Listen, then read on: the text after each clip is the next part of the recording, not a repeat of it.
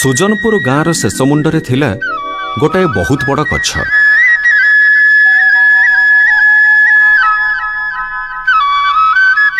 से गछकु लागिकी रहिथिला गाँवर चाष जमी। जमीरे वर्ष सारा भलिकी भली फसल होउथिला।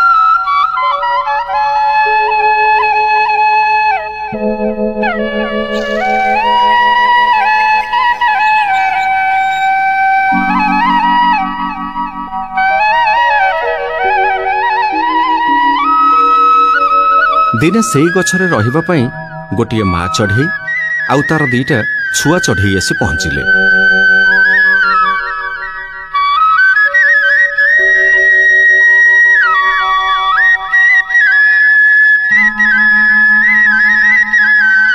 पिला माने आमे एथर बहुत भल जगह को आसीचे। एठी हमको सबुदिने खाइबा को मिलिबो। हेली माँ एबे तो धान कटा समय। धान कटा जते बेले सरी जिवो आमे कोन करिबा?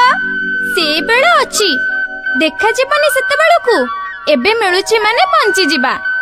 ठीक कथा माँ भविष्य रे जहा पर देखा जिवो।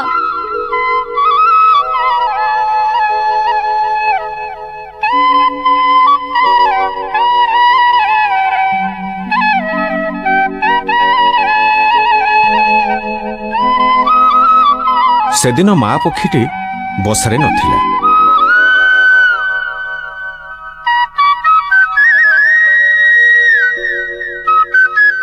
गछकु लागि रहिथिबा जमी जेउ कृषकर से आसी पहुंचिला।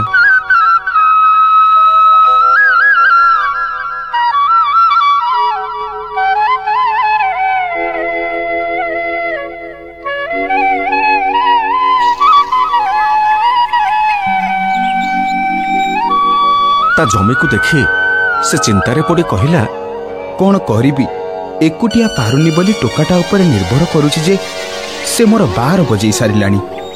देखुछि काली जेमिति हौ ताको राजी करेकी आनी बिलरू धान तक काटी नेबी।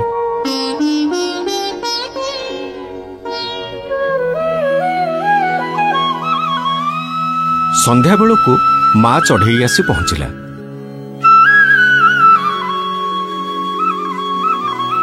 आउ ता पिला माने ताको चासी विषय कहले। मामा जानिचु आज ना ए जमीर मालिक आसीथिला आउ कहूथिला सब फसल अमल करि देबो। ओ माँ कहिला तो पुओ पानी सब धान काटी नेबो। आमे कोन खाइबा माँ? केमिति बंचिबा? चल एठु पळेइबा। ओ माँ एठु पळेइबा। तमे माने व्यस्त हुओनी, सेमिति किछि हबनी। मु अछि ना, ठीक समय आसिले मु तुमको एठु नहीं चली जीबी हैला।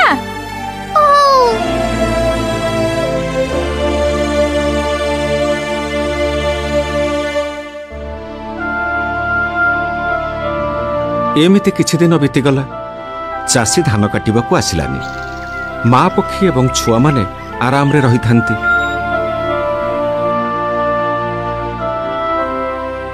दिने चासी बिल पाखरे आसी पहुंचिला। धान देखिला।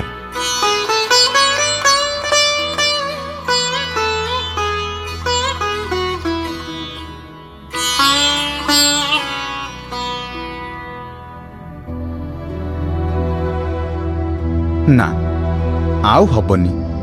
टोकाटा मो कथा न सुनिला नाई। मु कालीठो मूलिया लगेई धान काटिबी, नहेले मो धान गुड़ाक नष्ट हो जिवो। बा बतास को कौन विश्वास? मते भारी डर लागुची। मते भी डर लागुची। खाइबाकू न मिलिबो जदी। व्यस्त हुओनी, मु अछि ना। तमे जम्मा चिंता करनी। सब कथा मो ऊपर छाड़ी दियो। सी एबे फसल अमल करिबनी। उचित समय को अपेक्षा कर।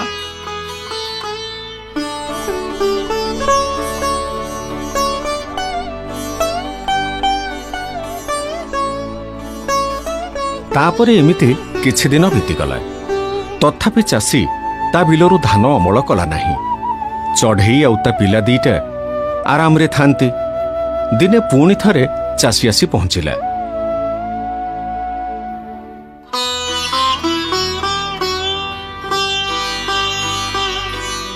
ନା ବହୁତ ହେଇଗଲା, ମୂଲିଆ ତ ମିଳୁନାହାନ୍ତି, ଆଉ ସେପଟେ ସମସ୍ତେ ଅମଳ କରିସାରିଲେଣି।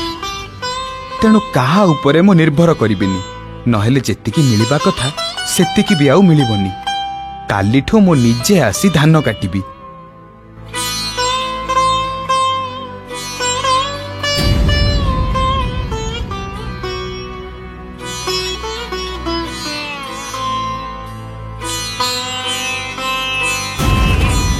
ପିଲାମାନେ ସତର୍କ ହେଇଯାଅ।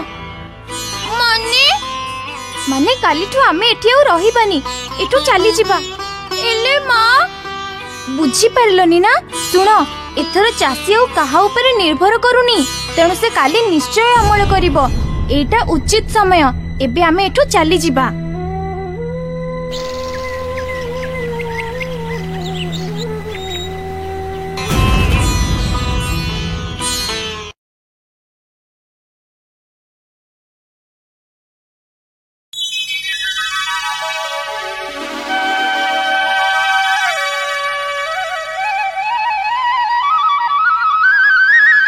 ସୁଜନପୁର ଗାଁର ଶେଷ ମୁଣ୍ଡରେ ଥିଲା ଗୋଟାଏ ବହୁତ ବଡ଼ ଗଛ।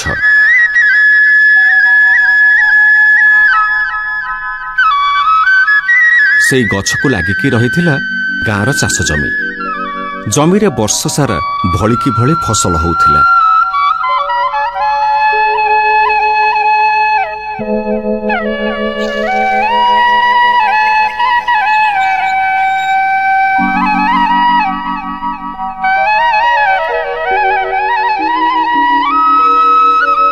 ଦିନେ ସେଇ ଗଛରେ ରହିବା ପାଇଁ ଗୋଟିଏ ମା ଚଢ଼େଇ ଆଉ ତାର ଦିଟା ଛୁଆ ଚଢ଼େଇ ଆସି ପହଞ୍ଚିଲେ।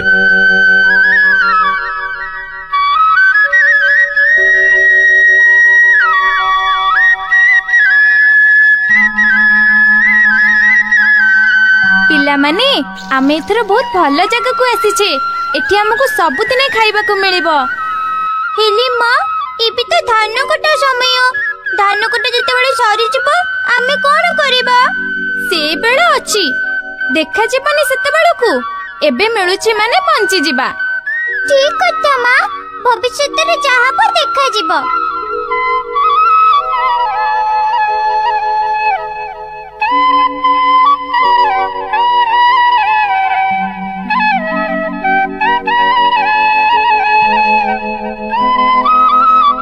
ସେଦିନ ମା ପକ୍ଷୀଟି ବସାରେ ନଥିଲା।